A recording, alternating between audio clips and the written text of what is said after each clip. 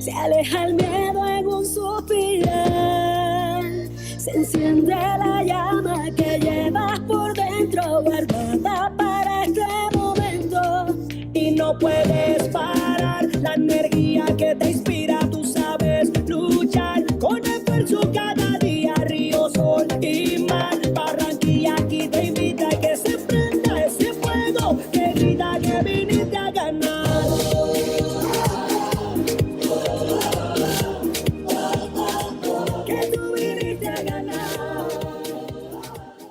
The 80-member team that represented the Bahamas at the 23rd edition of the Central American and Caribbean Games slid their way up the charts, leaving a lasting impression on all the fans. Welcome to the recap of the CAC Games. I'm your host, Kelsey Johnson. The games that featured more than 5,000 athletes from 37 countries. In the midst of it all was Team Bahamas. Here's their quest for gold in Barranquilla, Colombia. Setting the stage for the Bahamas was Joanna Evans. The young swimmer dominated and made a splash every time she jumped into the water. Evans got things started quickly, opening up with a meet record in her first final appearance at the Games. She won the 400-meter freestyle event in a time of 4 minutes, 11.15 seconds. It was like a good way to start the meet. I mean, the 400 is definitely one of my favorite events, and so it was nice to get Team Bahamas started with a good swim, and hopefully that'll get everyone fired up before the rest of the week. Swimming was the focal point for the Bahamas for the first week of competition, and Evans made sure everyone knew that the Bahamas was participating in the Games. Also seeing competition on the opening day were Cohen Kerr, Lily Higgs, and Laura Molly. Kerr was in Heat 5 of the men's 100-meter freestyle. He finished 6th in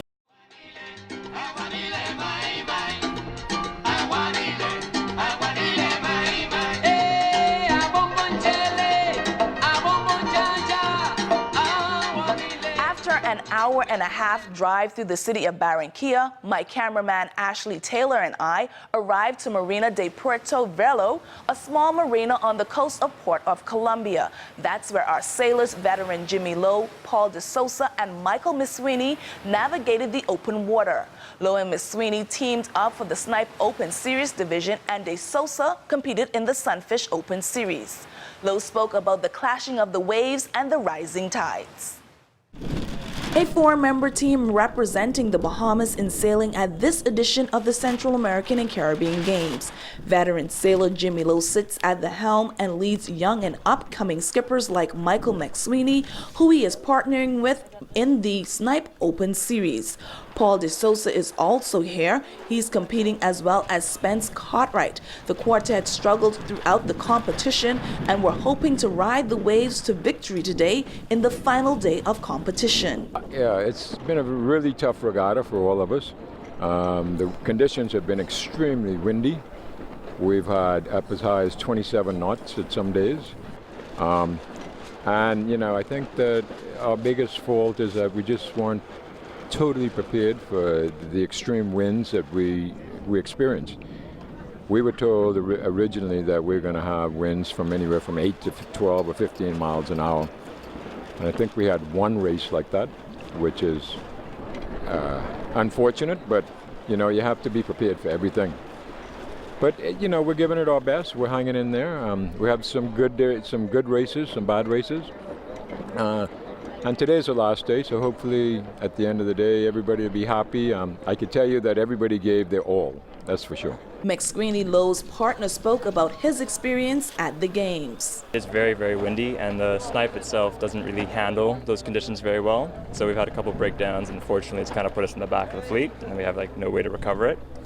But I mean, besides that, I've been having a lot of fun out here, and it's good hard work and all that, but it's rewarding. De Sousa had to make a few adjustments while out on the water. I've had 2 breakdowns just like the Snipe has, and it's been really windy, which we haven't trained in a while, just because during the summer there's not as much breeze back home. So it's been a bit of a, I wouldn't say a shock, but I mean, it's been different than what we've been used to recently, so we've had a tough time with it. The Bahamas is out of medal contention, and the sailors are using the experience as a lesson learned ahead of Olympic qualification. It It takes skills to compete in fencing and judo. The techniques in both sporting disciplines has to be on spot. One wrong move and you're out. You have 3 minutes to make 5 points. Failing that, you will have an extra minute if you're tied with your opponent. And after that is the first hit. After that, after tie, the first hit. Behind the mask and holding the saber ready to attack for the Bahamas were Antonio Lewis and Andres Sherman. This was the first major international competition for the two. Lewis competed in the men's individual fall and Sherman in the women's individual fall. Unfortunately, I wasn't able to win any of my bouts. I would say that it was a learning experience, and I look forward to fighting some of the same opponents to see how much I've improved. I would like for them to become more aggressive and take the game to their opponents rather than waiting and reacting. I want them to do some attacks rather than just defend. Now, coming to Colombia, I was able to practice here in their facilities, and thankfully some of the athletes and their coaches, they were gracious enough to say, well, let's spar or let's help you out. On the mat for Team Bahamas in judo was Cynthia Ramming, who reveals just how tough the competition was. I could have done better, of course. I want a better result, but with the competition, it's very strong, so I just have to continue to practice and continue to train harder, lift weights, and make sure that my mind is in the game. Let's bob and weave our way to the country club, Jumbo Lounge, and watch the sole Bahamian boxer Carl Hield against Baron Ojeda Polaco. Hield would connect on several shots, which staggered Polaco, who won the fight 3-2. The first round was even, but the second and third, hands down, I win them last 2 rounds. Hands down. I knock him down, the referee said it was a slip.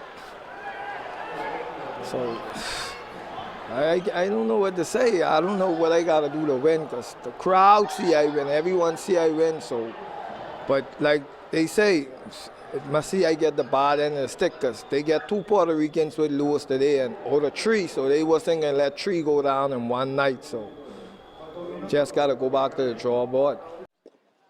Here we go, buddy. Right here, man. Serving up some aces were the tennis team of Baker and Spencer Newman, Kerry Cartwright, Philip and Kevin Major Jr., Daniel Thompson, and Simone Pratt.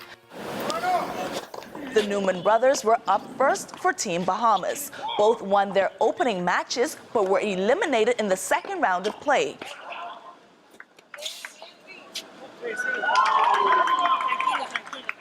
Daniel Thompson also saw action on the opening day, going up against Brianna Stampley of Trinidad and Tobago.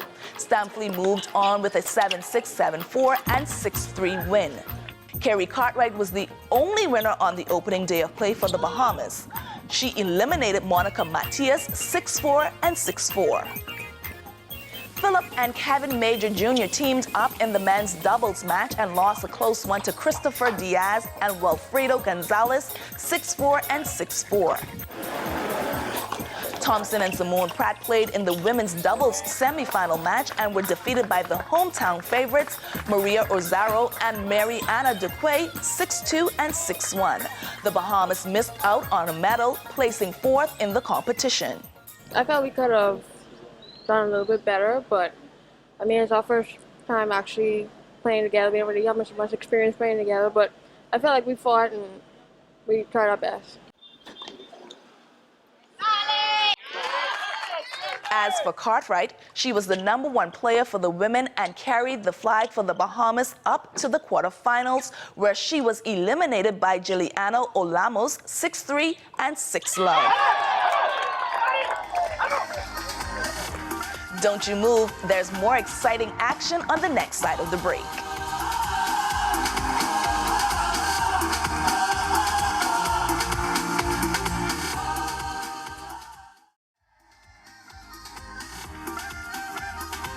Barranquilla is the most important city in Colombia because we are the principal port of Atlántico.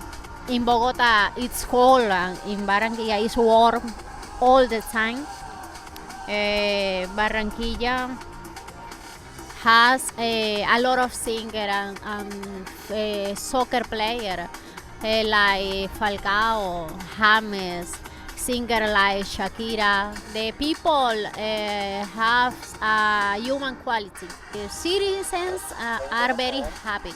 Barranquilla has the most important mayor in the country. Alex Char has invested a lot of money for carry out all the games. It's the first time that Barranquilla work like a host.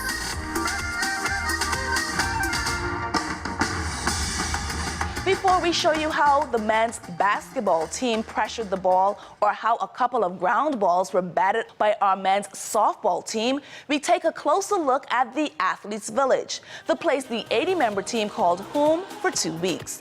The Olympic Villa had a college dormitory feel, and each country made sure you knew which block you were entering. Flags were draped from the windows or hung from doors. You spotted the aquamarine, gold, and black as soon as you entered the compound. The athletes also got their fill of delicious foods and salsa music. Jackson Jacob had moves of his own on the basketball court. He led the basketball squad on the opening day of play against Mexico with 13 points, 3 rebounds, and 1 assist. Mexico went on to defeat Bahamas 83-65. We didn't have many games coming in, but I thought they did a good job. And I think what they really was able to accomplish in the last closing minutes is momentum going into the game tomorrow, which is important right now. The Jitterbugs were out by the second game, this one against a taller Cuban squad. The Bahamas led by 3 at the end of the first quarter. Cuba quickly made the adjustments, pushing the 2-4-2 crew out of the paint and forcing them to rely on the outside shot to score. Cuba walked into the locker room with a 3-point lead by half and added to it at a third quarter dominance, holding the Bahamas to just 10 points while they went on to score 23. The Cuban team would eventually win the game 97-80. Once again, Jacobs was the team's leader for the Bahamas with 13 points. Michael Carey added 12 and Markson Ford chipped in with 11. The men's national basketball team finished 6th in the tournament. Their only win was over the U.S. Virgin Islands, a team they had struggled to defeat in a qualifying tournament held weeks before the CAC Games. The men's softball squad could not connect in their opening game with the Dominican Republic, who shut them out and recorded a 6-0 win. We had a bad first inning, like you said, right? But I believe they're going to get better as we go along, but, we can't afford to take too long. Was it tough giving up those first 4 runs? I mean, Alcott is the ace pitcher, but you had to pull him early in the 4th.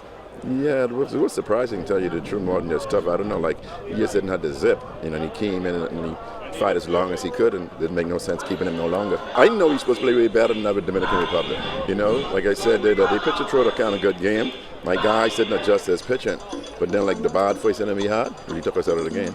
Perry was hoping the squad could recover and put some runs on the board in the second game, but the team suffered another shutout and hitless game. Venezuela pounded them 4-0. After a light rain shower on Sunday, the gun sounded, sending 400-meter hurdler Katrina Seymour and the rest of the field on their way.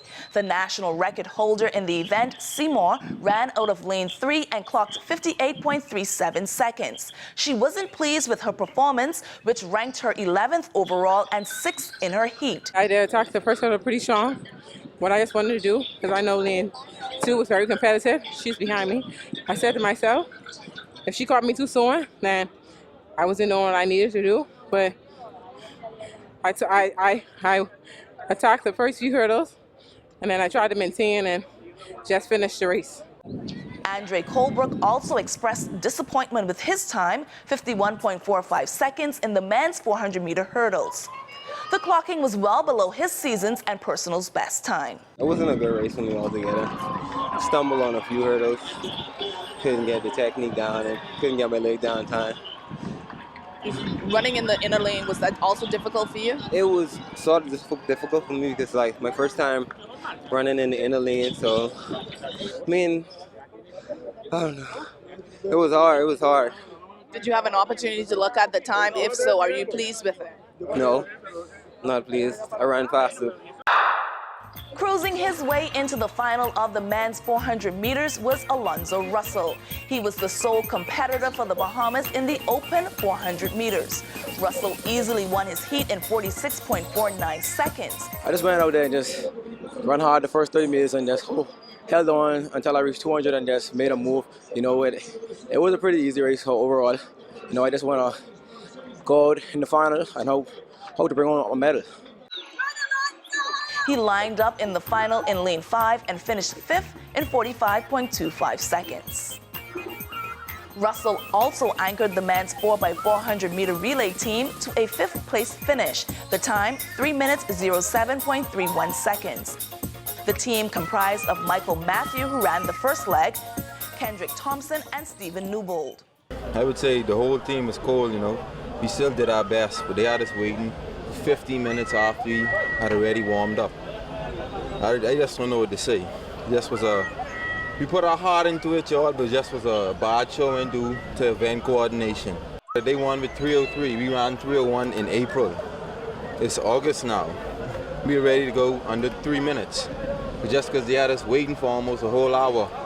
You know, we're not used to that. We used to getting warmed and then bam. That's poor event coordination. We really want to make no excuses because all of us was in the same boat. So, and I think for sure if we didn't get hold so long, then yeah, I think that we would have done a little bit better. Just missing out on a medal was Ken Mullings, the country's very own decathlete. Mullings was in medal contention up until the final 3 events. He struggled in the throws event, mainly the shot put, where his distance was recorded at 12.10 meters. The javelin throw was another tough event for Mullings. He finished at the bottom of the charts with a best on the day of 47.39 meters. I can't complain with it because I still came out with 4 personal bests. But I like the competition, it was there. I just faulty up in the throws and executing part, but in physical condition I was there. So I have to go back to the drawing board, build up some more upper body, and get more consistent because my consistency is not there at all. Soaring his way to the top of the medal podium was Donald Thomas. He won the men's high jump title with a clearance of 2.28 meters. Yeah, the main focus for me was just to come out there and win and jump a good height, and I believe I did that, and I just thank God for the victory. Jamal Wilson was also in the competition and bowed out at 2.24 meters.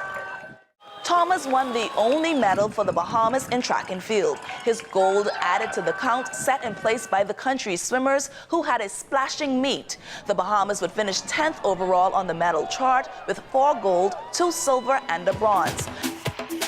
Swimmer Joanna Evans was the most decorated Bahamian athlete, winning 3 gold and 2 silver medals.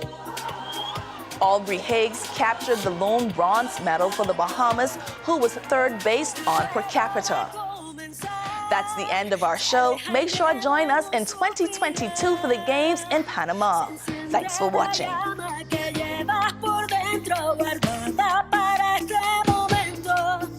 No puede